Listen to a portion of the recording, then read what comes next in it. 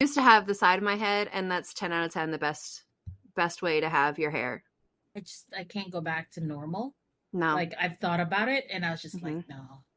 Side shave is the best. I can't. I agree. I have an undercut, not a good one right now because it's all grown in. I have a haircut next week, but like half of my hair is all underneath gone because what's the point? There's no point to have hair on your head. It's hot. Exactly. It's just nice when it's like side shaved, and it's great. I'm never going back. Automatically look like a badass. So like exactly, no one's gonna fight with you. They shouldn't, because I'm also a big baby. Like, I look cool, but don't blame me. I'll cry. Oh my gosh! So, side note, I got hit in my classroom on last Friday. Oh no! Yeah, it's fine. I try to break up 2 5th graders fighting, and 5th graders at my school are my height. Like, they are me. And so I got in between them, and they both came down on me because they were full of testosterone. And best way to get them to stop fighting with each other is boohoo bawling, is full-on sobs in between 2 basically grown men, 10-year-old men. 10-year-old men. Yeah, and just crying. I full cried. So I feel the fighting and crying deeper than you think I should. Oh yeah, we are recording, Adrian. So I was waiting for enjoy recording. Enjoy editing, Adrian. Alex's trauma. Gotcha. That's what this podcast is. Yeah, it's nice bits and pieces of our actual life. Does it stay recording for you as well? Yes, it does. Glaiza? Okay, awesome. Yep. All right, then we shall get started.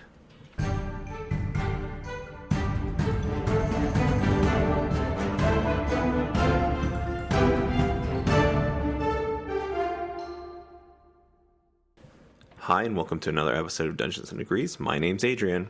And I'm Alex. And today we have a special guest. Special guest, introduce yourself. Hey, I'm Glaiza. I go by they, them. And I am the guest. Hi. Hello, wonderful guest. We exchanged cards, and by cards, I just had a sticker and I gave out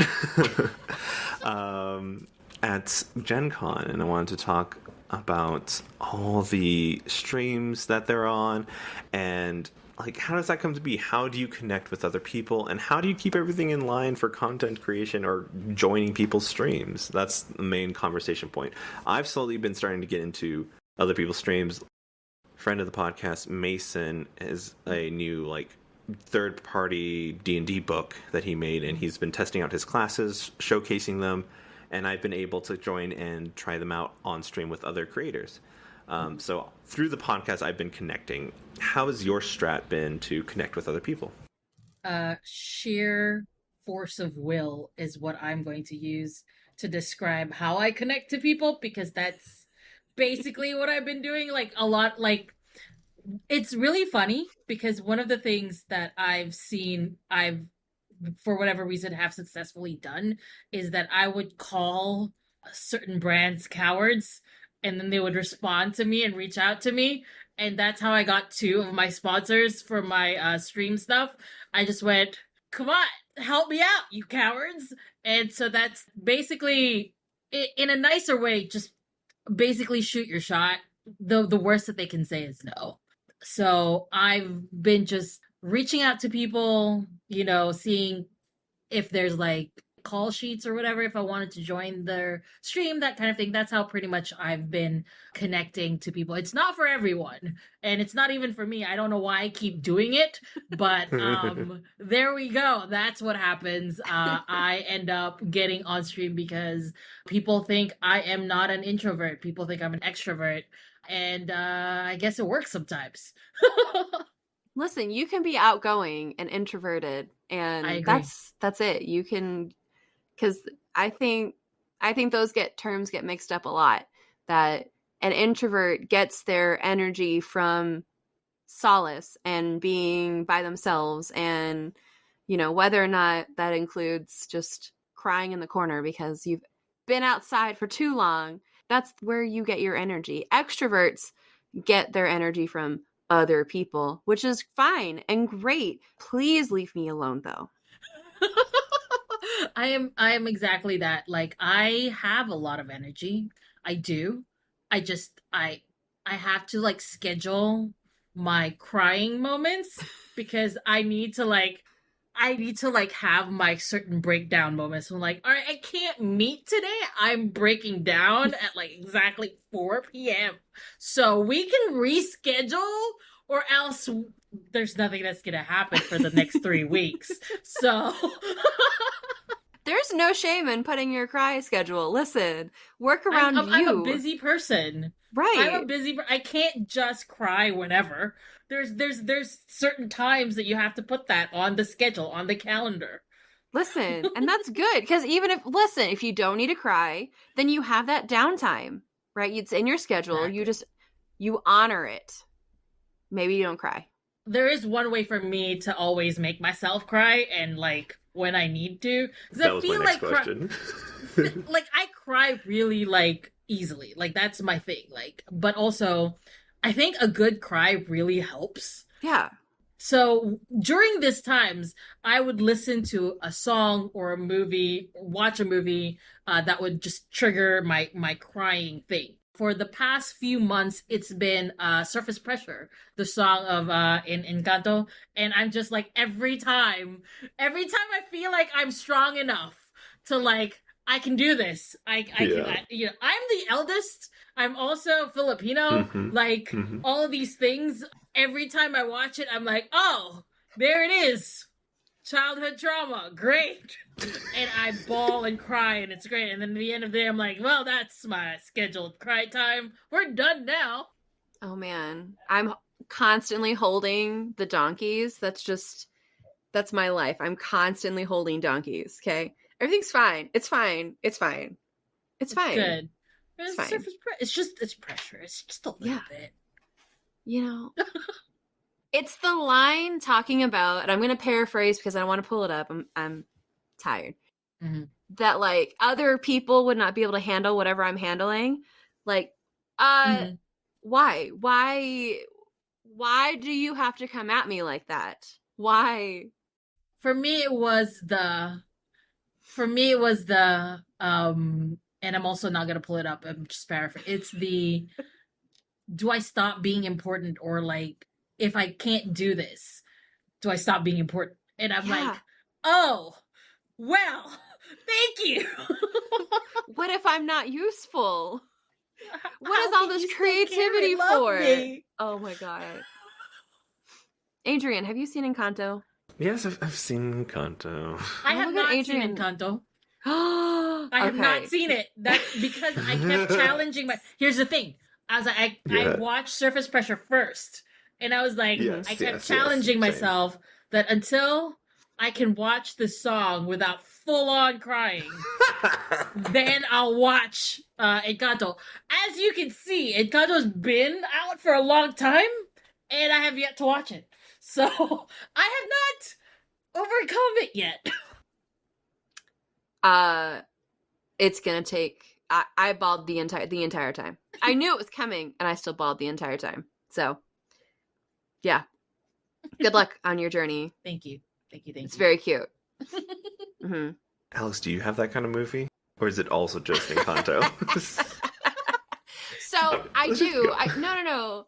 And I don't think I have. I do have songs. I lied. I do have songs. If I listen to and The Way You Look Tonight, there's something about just the sweeping melody of The Way You Look Tonight, and then just like I don't know if I jump into like a future version of myself that I'm like looking back on my memories with my like the love of my life, and it just like that song replay. I will cry. Okay, so there's one. But yeah, man, Encanto, it's so good, and you're like, but it doesn't, because all three sisters have some level. Yes.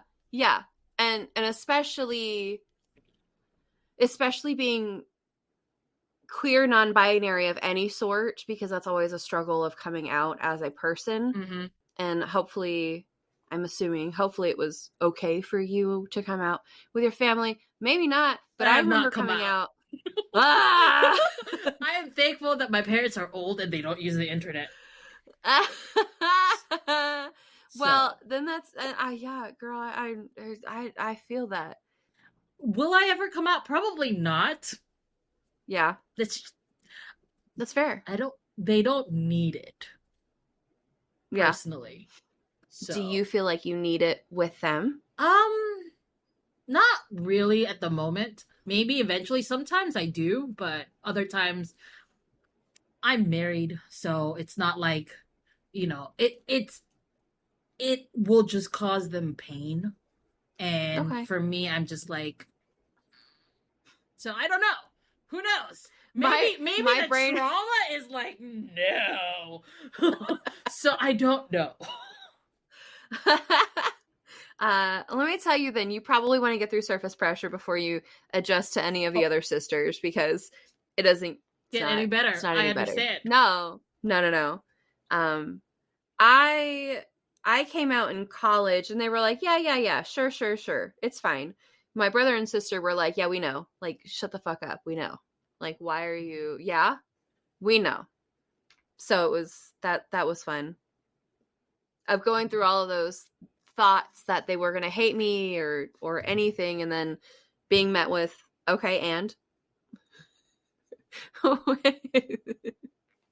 but everybody's journey it's hard. It's definitely because my parents are Asians from like the Philippines, from a very Catholic family, where I'm like, I love you, but there's a lot of trauma there that is not going to get resolved for a very long time. So unless you're okay with going through therapy, we're not going to do this right now. Oh, I'm okay.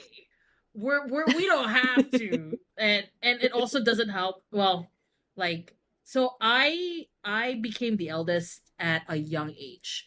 So basically what had happened was I had an older brother, and then me, and then my youngest brother, and then I became the eldest because my older brother passed away due to the AIDS pandemic or whatever. So my parents, as much as they love my brother, basically think it's evil. So, and it's hard. They love my brother so much. They do. Like, even, like, they were like, I miss him so much, blah, blah, blah. They would never kick me out or anything like that. But in their minds, that's what took him away. So in my head, so for me, it's just not, like, I just don't want to dig through the whole thing, especially when I don't need it. Kind of situation, Like, it just feels like they're old. They're fine. They can just, they don't need to know all these things. It's okay. So, I do wish that they knew, though. It would be interesting, but it's not one of those things where I'm like, I have to tell them, or I would, It could be trauma. That's a lot. That's a lot to unpack, right? My family, my dad's side of the family, is pretty strong in their Catholicism as well. My grandmother likes to go down to women's clinics and protest, despite the fact that she herself has had 5 girls. And I think, not to put my family on blast, but I think majority of them, or at least half of them, have had an abortion. So the very thing that she's protesting, does she know? Yes, she knows. Okay. Yes. There have been fights over Scrabble about this, because she talks about her women's club and going down. You're like, you were a nurse, but anyways. But no, it's just, the more I learned about religion, and especially Catholicism, I had a lot more questions that were being answered than answers that were being given. And then ultimately, like, how much of those beliefs really needed to be held on in the way that Catholicism is, with the years of trauma associated with, like, just I was just in Catholics, like, trying to spread the word of whatever Lord they're trying to promote today, and then the amount of pain that it brings to people, and then, you know, the inherent white supremacy that also accommodates all of that, and nobody wants to talk about it. It's fine. No, but Adrian, going back to the movie that makes me cry, Big Fish will make me cry in 2 parts for 2 different reasons. One, when Ewan McGregor pulls out the, like, field of daffodils, I will cry because it's so sweet. And then 2, when he's telling the story of how his father dies, got me before I lost my dad. I have not revisited the movie since I have lost my dad, and I'm sure I will be fine watching it, because I definitely didn't cry super hard in Raya when her dad turns to stone. It was definitely fine. Yeah, that sounds like something that's fine. 100%. 100%. It's fine. Alex, never yeah. crier, Selling Near McKinney. That's the official title. That's me. Never crying. No tears here. Not a drop of tear. Nope. So yeah. Oh, I had Have to think fun about editing, Adrian. No, listen. I've been on this editing grind. It is a lot. Ever since taking up on your podcasts, Alex. Yeah. 5 tracks is so much more than 3 tracks. I will tell you that. 5 tracks is a lot of tracks. There's I a didn't lot of realize people. what I was getting myself into until it was too late. And It's I hard said, yeah. mode. Did you follow up with your other editing offer? No, because I haven't listened to that thing, but I will. Adrian. What? It's fine. fine. It's profesh work. It's all professional You're one work. step away. I'm doing the damn thing. I'm getting paid for this now. It's not much, but it's something. It's honest work. You're right. It's professional because you're getting paid. So congratulations already. What was... Oh, I can't think of a movie that I go to. Do you have a song that makes you cry, though? Oh, yes, it's by the... It's not the one... Okay, there's a song by the Wonder Years called Hey Thanks. It's like... They're kind of rockish, but this song is like their ukulele, very nice and beautiful, kind of at the beginning. And it's just very, like, talking about friendship and things like that. And I'm like, you know, it took me a while to get there, to be thankful instead of they're just pitying me kind of cycle of myself. So I really enjoy that song. And there's another one by them that reminds me of, like, one of the first concerts I went with my brother, which just came out swinging. So that one's really good. So those songs. And Modern Baseball's Two Good Things. That one's my whole siblings' songs, because we all went to that concert together. So yeah. Good, healthy songs. I cry at anime all the time. When someone's trying to be self-sacrificing, that's where I cry. It's like, no, I got this. That's and then fair. they smile and die. And I'm like, It's perfect. Yeah, it's beautiful. But yes, schedule your cry sessions. That's really great for content creation. It gives you the energy that you need to continue to torture yourself for a lot of things. Adrian likes to donate shaving parts of his body. Oh my gosh. To it's just the hair. people, Just don't say parts of the body. Money. Yes, but hair, one would say, is just on top of your head, right? It would just be shaving your head. When we mean your body, I include, I'm sure if we could get enough money to get you to wax What is going on? Your body. I'm a little curious, just because what's going on now? I don't know. Alex brought up me doing all these charity events where I shave my face and then shave my head, and then Alex like, well, the obvious next step is Adrian just waxes everything. Wax your body. I mean, as somebody who enjoys is a word, it's not bad. Like, yeah, in the moment it's super painful and you wish you were dead, but afterwards it feels really smooth and nice. I agree. It's quite good.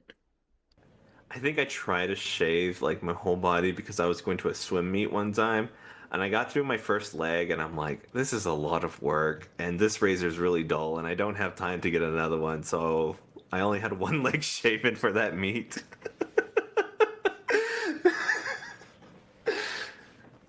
Oh man.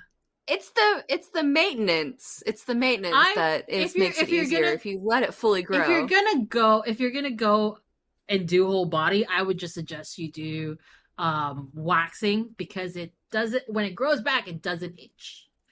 Yeah, no, that's a big problem. If you shave, it'll itch like the worst thing, and I hate it. So, hey guys, wax is better. Hey, so also schedule your waxing sessions as well as your crying sessions. Yeah, don't let it grow too far, because you will be in pain when you go back and do it again. So. Yep. Yes. You want to 4 to like 6 weeks is the prime time. Anything after 6 weeks, your hair follicle, the hair follicle is too big. You're gonna be in pain, and all like I'm sorry that we're getting into waxing now. This is part of the podcast. It just happens. I've told my waxing lady that if I were ever to miss like 6, like just go and do it, I am never coming back. I'm just gonna be like, oh well, I guess waxing is not happening, because I do not want to go through that first time all over again. I remember it. I still have nightmares about it. So I'm not doing that anymore. Anyway, I used to push it to 5 weeks. Right, I could manage the pain at 5 weeks, but then there were too many times that I had to like reschedule, and so that eventually gets pushed back to 6 or 7 weeks, and then it's not even worth it. I might as well just pay the extra, do it every 4 weeks. So if something changes, 5 weeks is doable. 6 weeks is doable, but once you start getting to 7 and 8, listen, just don't do it anymore. Just quit waxing. Basically, that is the lesson that I want all of you to understand. If you miss 6 weeks, just quit it. You don't need it. Obviously, it's not important. You can't maintain. It's not important enough for you, and that's fine. You'll be in pain. Do you want to be in pain? That's how you get pain.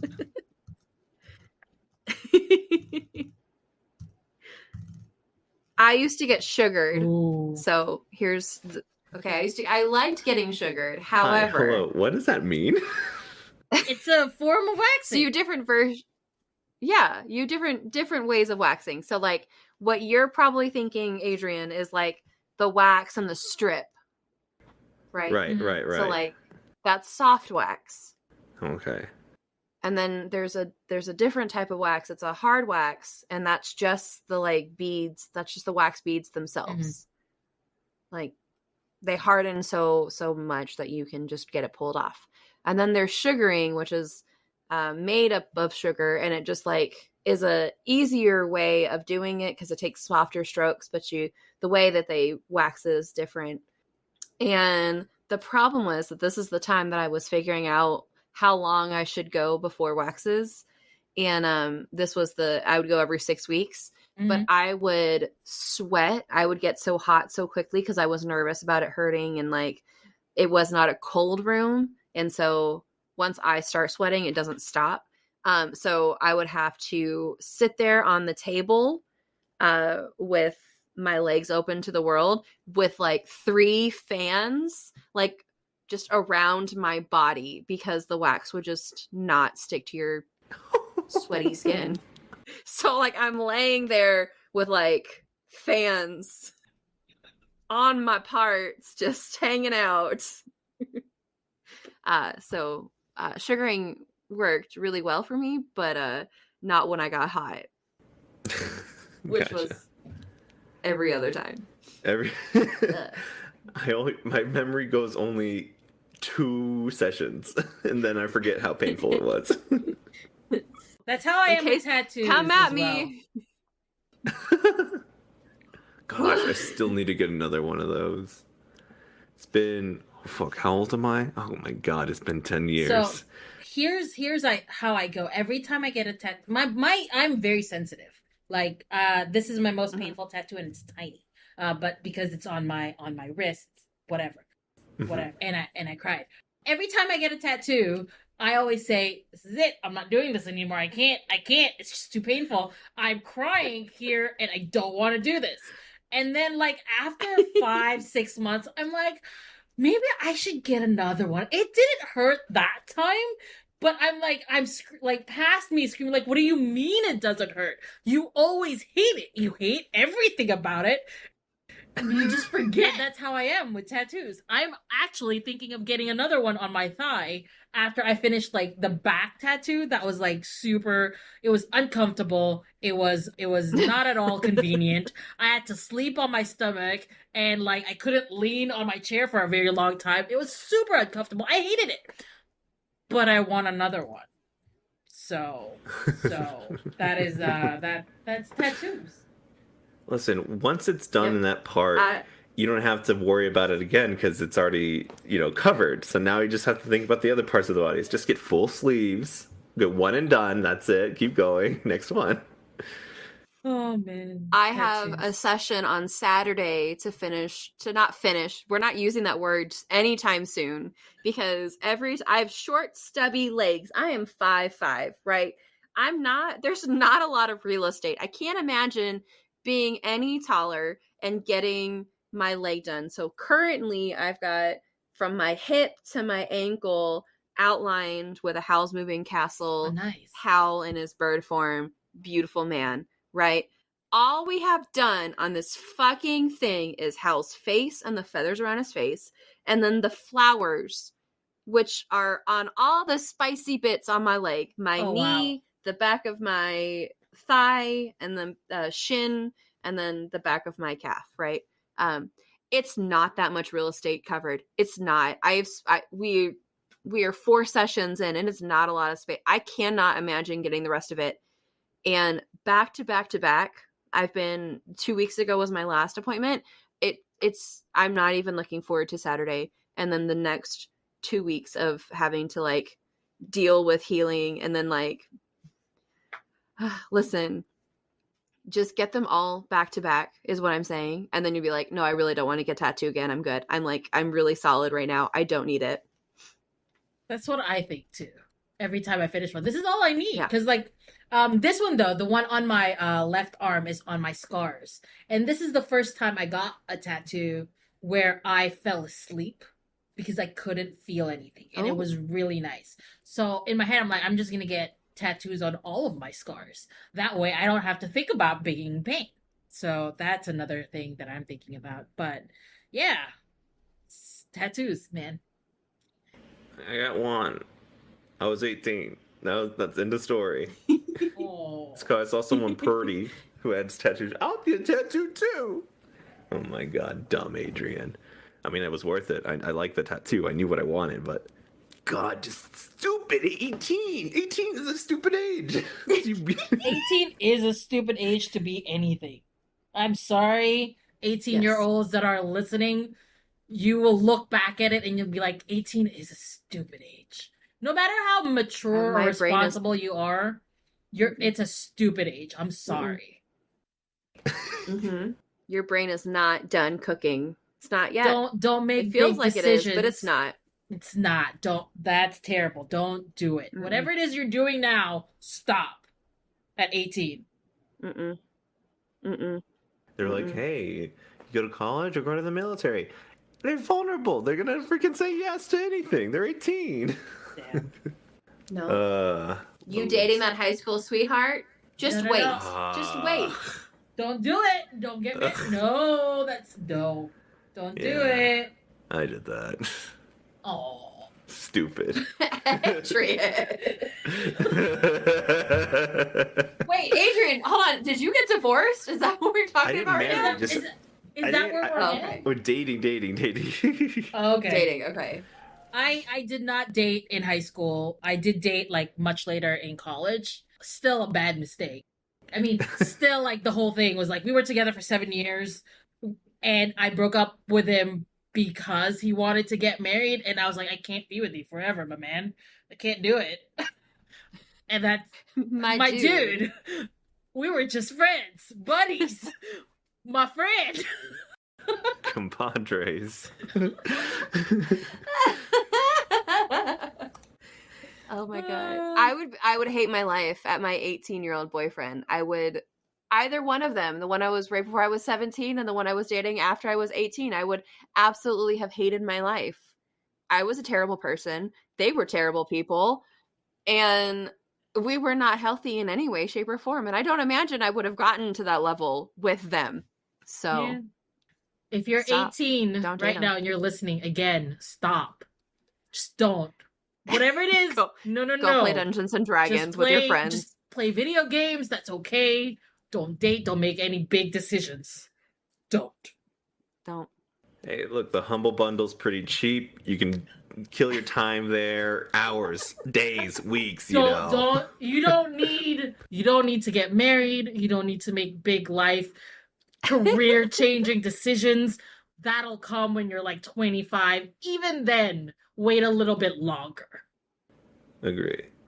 What were we talking about? I don't know. Being 18 sucks is what I was talking about. Oh, no. You were talking about how you got a tattoo at your 18. And then we were like, oh, that's right. 18 is a dumb age.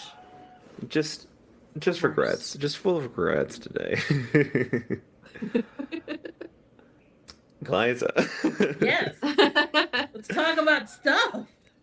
All right. I wanted to kind of go back and talk about how making those connections, just asking and just being hard-headed and calling people cowards. Do you feel like there's a point where it's like, oh, am I being too annoying? Or you're just like, I'm going to do it and whatever happens, happens kind of thing. What is your mentality going into this? It depends. Honestly, it depends on, this is going to sound so ridiculous. It depends on my mood. Sometimes when I'm feeling very vulnerable, I don't. Like, I stay in my little corner or whatever. But when I am feeling confident, it's usually after like a really good game or like a really good situation has happened. And I'm like, you know what? I can actually do a lot of the things that you want or you need. So reach out to me. That's how I got like a lot on different streams and like different like writing projects that I got into. In the end, you also want to treat the people that you're reaching out to as people. Not just like a goal in mind. So you want to become friends with them. You want to, it's important that, like I said, it's important to treat them like people because we're all just people. We're all just trying to move forward with our lives and our content. We're all, especially in the scene where like, especially in tabletop roleplay, like there's so many of us and we're all trying to do our thing. There's never going to be a time where like, all right, that's too much tabletop role-playing games now. We're done. We're at the limit. We can't do anymore. There's never going to be that stage. So shoot your shot and treat people like people. What about corporations when you call them cowards? How do you treat those guys? It depends because I haven't really gotten through to a corporation. I know I'm wearing a D&D jersey right now, but I don't really play a lot of D&D because of that. And maybe corporations are funny because I don't really reach out to them. I reach more to the people that are there, that are my friends. And a lot of indie is usually who I work with. So gotcha. For corporations, that doesn't mean you can't reach out to me. You can. And, if you're not a coward, I'm right here. Hell yeah. To reach out. Okay, if you don't play, what is your main TTRPG that you like to play? The main thing that I like to play is Power by the Apocalypse Kid. Shut up. Oh my god. Your mom. Sorry. I'm sorry. Powered by the Apocalypse, I gotcha. Powered by Apocalypse games, specifically Monster Care Squad. That is my favorite game to run people through. That is the first game that I came back and people through Monster Care Squad. I just really like the balance that I can make with how the monsters themselves are terrifying. But you want to take care of them, you want to save them. So it's like a mixture of both horror and wholesome, and it's just perfect because you can see the fear in your players' eyes, but they also fall in love with the monsters that you create. So as a proud monster enthusiast is the word that I'm going to use, because the other word is impolite. As a monster enthusiast, that just hits all of my spots and all of my needs, basically. Monster Care Squad is my main mojo. I actually never played that one. I have played some of the Powered by the Apocalypse system, and starting to get into Monster of the Week at this point. Trying to read up on some of that, but I have played a bit of Monster Hearts. So, well, Monster Care Squad is more of like a PBTA hack. So basically, like it still does the same thing that like with the 2 6s and all that, but it does you create your own playbook basically. So there are moves that you can take and you create your own playbook. But it's such a good system because it comes up with different, because personally for me, like I do enjoy D&D and the combat situation and all that, but I like how with Monster Care Squad you have to come up with different ways of like resolving the situation, because you can't just fight the monster. You have to like take care of them and you have to heal them. So it's just a great system. Sandy Pug Games, Liam definitely did really well with that, and I can't wait to see more of it come out. Gotta put that on my list of games, Alex. For systems that you haven't played, what is one that you want to get into and want to try playing? Currently, Pathfinder. A friend of mine is running a game. It's gonna be an all dragons campaign. Basically, all of the players are gonna be different dragons, and on Twitter I am known as a very specifically dragon enthusiast as well. So I'm nodding. You can't see my face right now. I'm known for a lot of dragons is definitely one of them. And so when my friend told me that Pathfinder is coming out, well, not Pathfinder, like a third party is coming out with like playable dragon characters, and I was just like, oh hell yeah. So Pathfinder is what we're working on. I haven't played it yet. I heard it's close to D&D a little bit, but it has a lot of stuff. So Pathfinder is something I'm interested in. I'm also interested in learning more about Tidebreaker. I heard that it does really well for a lot of like cinematic things that you want, like a lot of anime related, like if you want to have like that same anime feel, Tidebreaker is a good option. That's what I've heard. I haven't played it. Is there any like indie creator that you want to work with or have worked with that you highly kind of want their work to be seen? Currently, there are two groups. Well, one is a person and the other is a group. The first one is Brandy Rose on Twitter. They are known as the Brandy Rose on Twitter. They came into the scene like right after me, and they are a powerhouse. They've created games, they're on streams, they're being asked like to be on like really well-known streams, and I just want more people to see what they can do, because they're just so awesome. So if anybody is interested like in ever like seeing their work, they're on itch.io, but the current thing that I'm working on with their system, it's an I Spy system basically, and I'm going to be basically running a game that is inspired by Totally Spies, and I'm very much excited to see how that would go, because it's gonna be like Totally Spies-esque, but they're in college, and each episode has its own like villain guest. So I'm gonna be using the Brandy Rose's I Spy for that system, and I can't wait to like do the casting call for that and get the villains out. Ooh, it's gonna be so cool. But that is one person that I want everybody to know. Another person that I think, well, another group that I think people should be more aware of is Neon Lights Roleplay.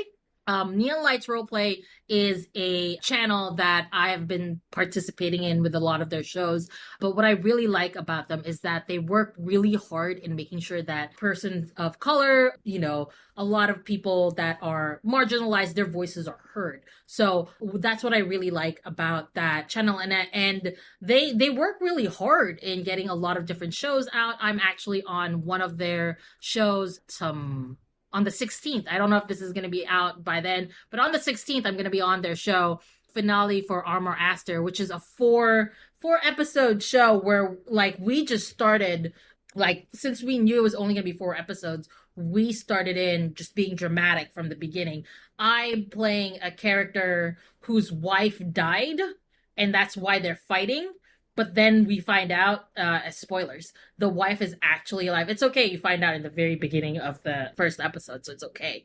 But like all of these things, like that, basically, if you love tabletop role play, if you are interested in ever, you know, participating, watching, or whatever, Neon Lights Roleplay is it's a good community to be in. So that one and Brandy Rose. So those are the 2 groups of people that you really all should keep an eye out for. Awesome.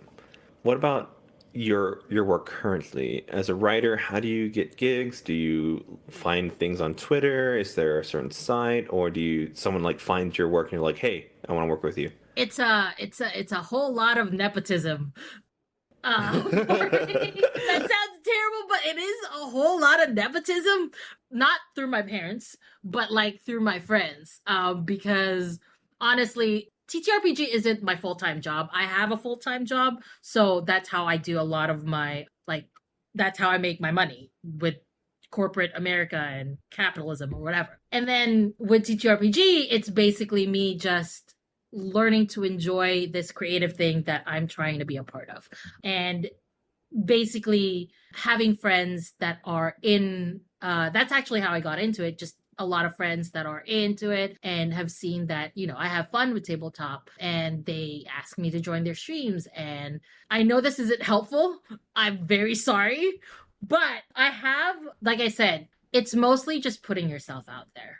It's a place of privilege, I understand, but sometimes putting yourself out there, you know, the worst that they can say is no. And you have it, and sometimes it's not even no, it's not yet. And you get another reach out from them. That's basically how Gen Con came about for me. It wasn't a special gift. I worked hard to apply and you know, build a community, and it does take a while, but eventually people are going to see the hard work that you put in. So yeah. Thank you. No, I appreciate that. I think, like, so right now I'm part of like this podcast and another podcast, and then I'm like guest spotting in these other things. But that's only because like I know the guys from the other podcast who know this person, who know that person. So like once you start like stepping into this kind of area of creation, you're going to start meeting people who will need something or want something, and you're like, hey, I can provide that for you, because people you're going to trust are people that you know. And also the people you want to hang out with and create together are the people that you know as well. Right. So I fully understand this idea of like, it's nepotism. My friend actually once told me something that changed my mind about it a little bit, because he said that for a long time he always felt guilty when his mentor would try to get him into different sort of jobs, because he's a musician and he plays in a band, and it's one of those classic musicians, and I'm always impressed by him. Anyway, his mentor was like trying to get him to all these things, and he always says, I'm really sorry, like I feel like I'm using, you know, whatever. And he's like, well, I just opened the door. You basically have to keep yourself inside. And I think that's what's important, because you can have all of the opportunities offered to you, but if you don't work hard and you don't have the talent, then you're not really going to get very far. I mean, you can get far, but you won't get very far. So It's up to us to stay inside. They may open the door, but we are also the ones walking through it. Yeah. The only reason they're advising you is because they believe that you're good enough. This does not apply to billionaires and their kids. Yes. Okay. Yeah. Screw you guys.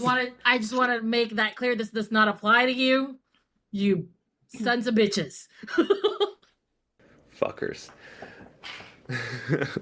Alex? Yeah, I mean that I agree. I think that it does play a factor in how hard you hustle yourself, and like what you were saying earlier, you do put yourself out there, and you do have to have a couple of things established before you can just put yourself out there, right? You schedule in your crying time. So there's that self-care time that you know that you still need to take care of yourself.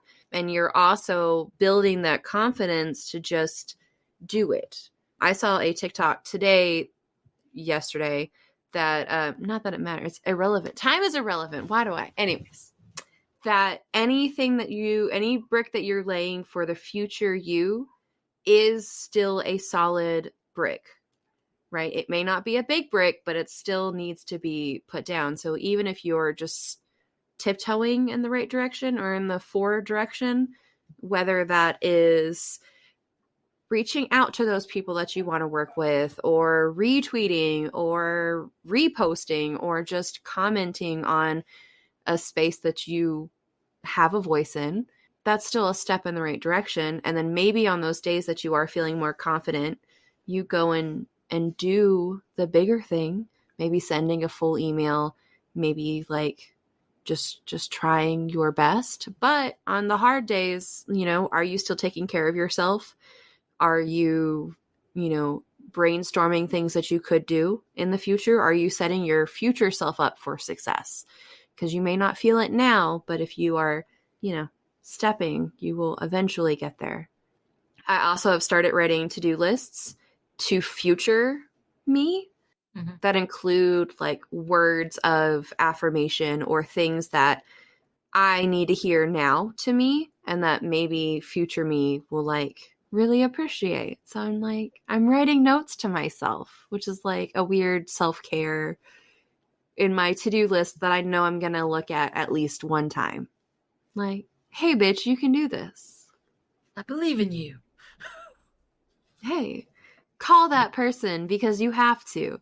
Nobody's going to schedule the doctor's appointment except for you. You're right. Past Alex, you're right. Oh, I need to make an appointment before my insurance goes away. Adrian, make that appointment before your insurance goes away. Editing Adrian. Call them. You have the rest of the month. But you should probably do it before the end of the week.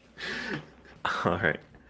Is there, when you start joining these Let's Plays and all that stuff for Twitch, is there anything you look for, or is it usually like, you've played with them before and everything's all right? It depends on the situation. So if I know them and I trust them completely, if the DM is the person that I trust completely, then normally I just join whoever's in there, unless there's somebody in the game that I'm like, I 100% know that I don't feel comfortable with. So I don't have a lot of those people. So when it's a DM that I trust, I especially believe that, if my DM trusts that person or this team, then I'm on board. If it is brand new people that I've never really talked to, I usually basically try to look through their Twitter accounts just to like see if there's something that jumps out. And I also want to make sure that I'm not the only person of color on the table or the only marginalized identity on the table. I don't want to be a token, basically. And the more that I decide to do that, the less I get to play in those kinds of situations.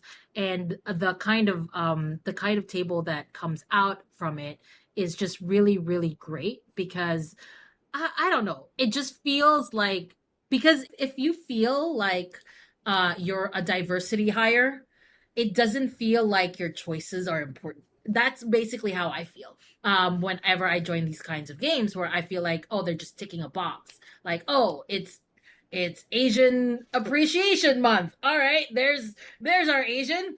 It's non-binary month. Oh, there we go. We got another one. It's Filipino month. It's just a lot. Like, so when I do play these games, when I do want, like, I just want to make sure that, yeah, I'm not the only marginalized member in the table, that they use safety tools. Safety tools is really, really, really important. And if I don't, like, I always ask, like, hey, what are our session 0 and our safety tools? If I don't see that, I usually sort of like, hey, no, thanks, have a good time, but you should also use safety tools, that kind of thing. Because I think safety tools is one of the important things that, and everybody uses them. Like, every single person uses safety tools. Even the people who are like, I never use safety tools, blah blah. You use safety tools. You talk to your friends when you're playing games. You talk about what your expectations are. All of you use safety tools. But if you have, like, if the person that I'm playing with has this like they're vehemently against it, that tells me that you're not a table that I want to participate in. That kind of thing. What would y'all say is a good, I guess, threshold to start thinking about that as a new DM? Especially, playing tabletop RPGs can already feel super overwhelming with rules, and, you want to get it right and make sure that everyone at the table is having a good time. How would you approach it as a new DM and implementing safety tools? So, personally, for me, I think there are some really good simple safety tools and what I like about safety tools is that you don't actually, when the time comes, if you don't need it and you don't use it, that means that worked. You know what I mean? Like, personally, for me, I like the XNO system. I've edited it a little bit for my own self, but the XNO system is basically an X card. If you don't feel good, immediately stop the whole thing. An N card basically is, hey, it's coming. I'm starting to not feel comfortable. Let's slow it down or change the scene. And then the O is when people are checking in, like, hey, are you okay? So it's it can, like, I think a lot of people think that safety tools have a lot of things that you have to keep an eye on. A lot of, like, oh, lines and veils are great. It's helpful for you to avoid these kind of things. But if you have to choose between just having an XNO or a lines and veils, I would just choose an XNO, because especially, like, it can be overwhelming to see all these things. Lines and veils are very important though. It's really helpful. But I think as a new DM, if you don't want to be overwhelmed, just ask your players, like, hey, what are things that you don't want to be in this story? And provide them with the tools to be like, hey, this something that is in the story, it's new to me. I didn't know I didn't like it. Can we stop? And that's why the XNO, I think, is really important.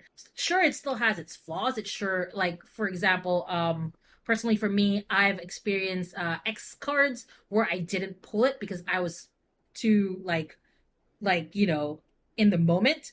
But what had helped me was my friends checking, hey, are you okay with an O? Basically. And I was able to tell them that, hey, I'm not really okay. Can we stop? So I think having those systems, having those safety tools, it does just really help you a lot.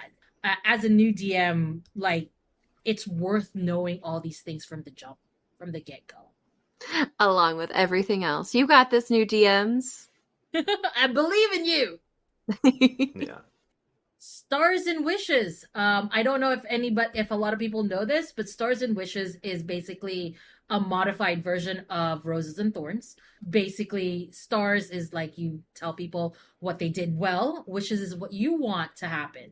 I really like doing that at the end of the game because it gives everybody, like, this something to look forward to, because you're like, oh, they like this part of my game. They like that part of my game.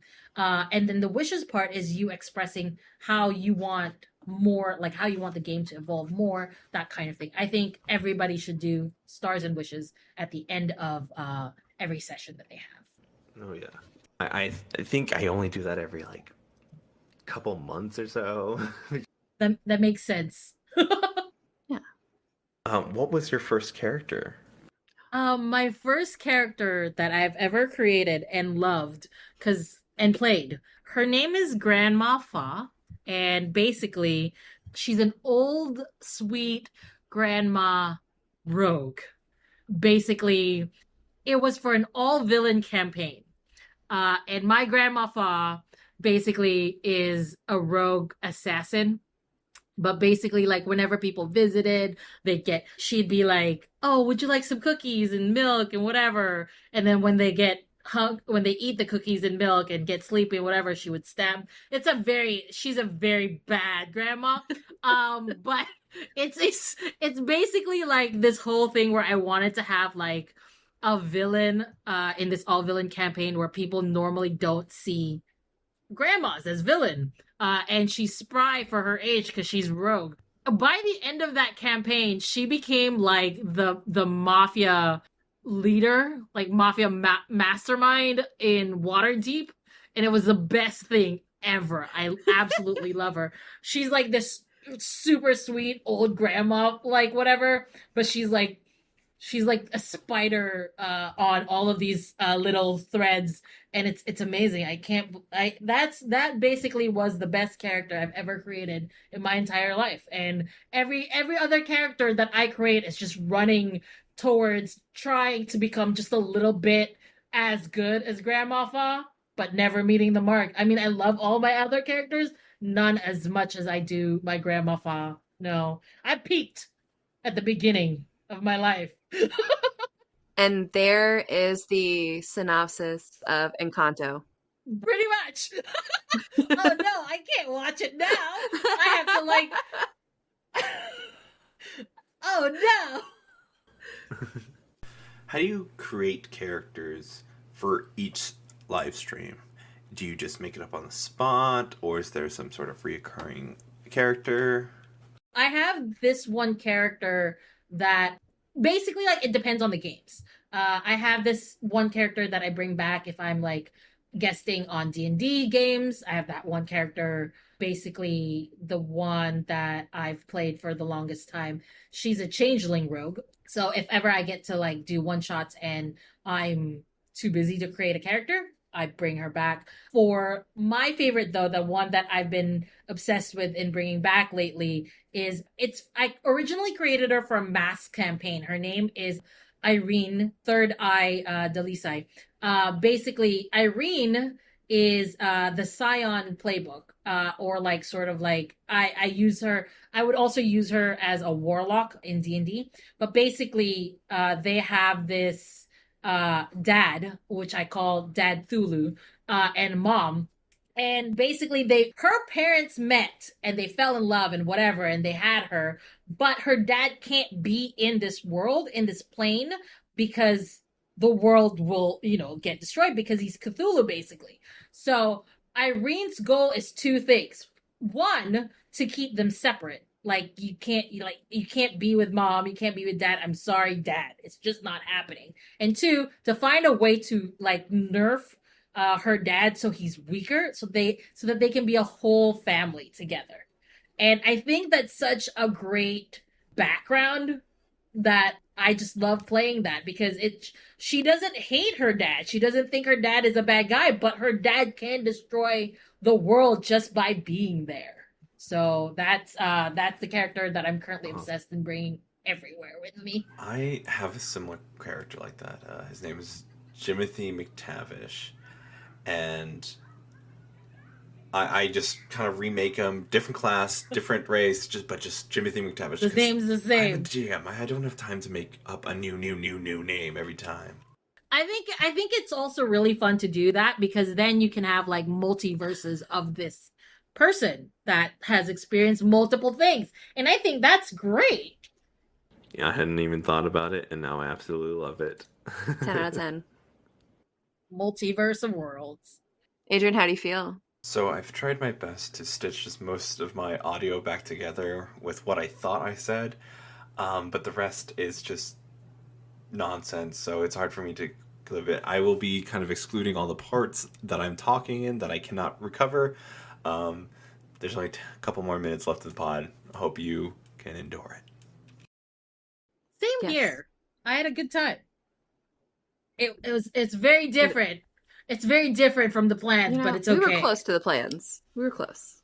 I like our wax Yes. tangent though. That was my favorite What are part. you stitching while everybody else on listening cannot see? Because So this is how I deal with my wandering ideas or whatever when my mind is wandering. It's you can't really see the white part in it, but it basically says I love you to the moon and back. This is part of my vows with my husband. So I have been hyper focusing on cross stitching lately. So I have done this. This was the one I finished before. It says enjoy the ride. So I have a lot. Listen, I'm not pulling my bag out because I'm not going to admit any of that I have. I don't have any works in progress. I don't have a giant Zelda that I've been working on for 4 years, 7 years, 8 years. Okay, 8 years. That's a lot of fucking bricks, okay? It's a lot of bricks. It's a lot of little stones. I'm not. It's a lot. It's a lot. It's okay. I have one other project that's also cross-stitching, and it's just a lot. I'm going to show it to you because it's mocking me. Every time I try to start it up again, I'm like, I get distracted by a small project because this thing is fucking. The small projects are like they're satisfying. Look at it's this, but it's huge, and because of how it looks, it's very detailed. Oh, this is what it's gonna be like. I feel that. I have like it's hard. It's black on blue, and I have to. You have to have the right lighting. So it's mocking me. It's mocking me. So I'm like, you know what? Fuck you. I'm gonna work on this. I'm gonna go show. Yeah, I'll show you. It's black. That's why it's the devil's. No, open up. It's not me having a bag of work in progress. Okay, so I have this beautiful David Bowie that I need to finish embroidering. Oh, nice. I started that when he died. Okay. It's fine. Okay. Less than 10 years, Adrian. Less than 10 years. Still. None of this is going to help anything. I have all I have on this one is to finish this fucking banner at the bottom. That's all I have left. Yeah. Here we What are. does it say? Damn, it feels good to be a gangster. Where is oh my god, it's not even in this bag. Oh my god, it's not even in this bag. The Zelda thing. Zelda's not even. I don't even know where it is. I do have finished Bob Ross. So nice. There are finished ones in here. But yeah, I have one of the Thomas Kincaid Disney ones that I was very confident that I could work on, and it's a nightmare. It's all tiny little jump around dots, and maybe I should keep this out, Adrian, because I have another one for one of our friends in here too. And it's just gonna stay. Yeah, that's fine. It's fine. This is fine. But yes, this is what I do.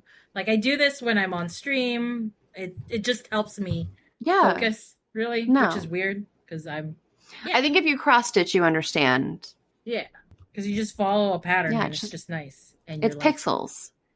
You're moving your hands. Mm-hmm. So there you go, Adrian. Another tangent for you. Enjoy. Please, so many things you can do. More tangents, please. I must edit more. All right, Glaiza. Yes. Where can they find you? You can find me everywhere on the internet by just looking for @ClassicalGlaiza. I'm very active on Twitter. I am on there a lot. That's a problem, but it's okay. You can find all of my announcements on there. But if you're just looking for my schedule, just go to bio.link/ClassicalGlaiza because I usually update my schedules then. And I'm on a lot of streams and I get really tired sometimes telling people like where they can find me because it's a lot. There at some point I have a game every day except for like a Saturday. So yeah, I'm always on the internet somewhere. So hi, that's where you can find me. I need a modern Glaiza though. The evil alternate universe. I can't wait for a modern me. My friends have all been like, you know what, we're gonna create an evil modern Glaiza, and I'm like, do it. I want to see a villain version of me that you love. I want it because I'm entering my villain phase in some of the streams. I'm finally getting like characters where I am a villain and I'm living for it because I have never played a villain before. I'm always like the lovable, whatever, plucky, himbo, whatever. I want to be a villain that causes fear. That is what I want. I want people to have nightmares about my character and also like weird, lustful As desires. any good villain. That's what I want. As any good villain. Love and hate. That is what I want. All right.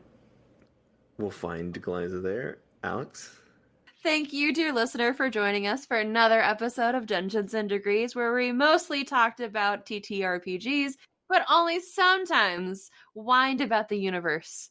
But 10 out of 10, you should definitely recommend us to all of your friends. Also, rate us 5 stars wherever pods are cast. Anything lower just means that you were forever going to roll like mediocrely on your not bad and not great, but like mediocre. Just right there where you can't do the thing, but you don't fail. So there's no like satisfying release. And you don't want that. I don't want that. So all you have to do to prevent that is to rate us 5 stars and share us with your friends, families, and enemies. If you really enjoy Adrian and I and like our banter, please feel free to join our Discord or, dare I say it, help us fund this beautiful hobby of ours on patreon.com/Dungeons and Degrees. Our benefits do include ad-free episodes. You also just get the sense and the moral upbringing that you are doing something good and putting good out in the world, which obviously comes back tenfold. So what is there more to do than to support us on Patreon? You will join our friends like Skylar, Megan, Alex, Wani, Lucy, Adrian's dad. Like, you could be on the same level as Adrian's dad. Man, I want to be like Adrian's dad. Right? Paige, and then my best friend in the whole entire universe, Noah.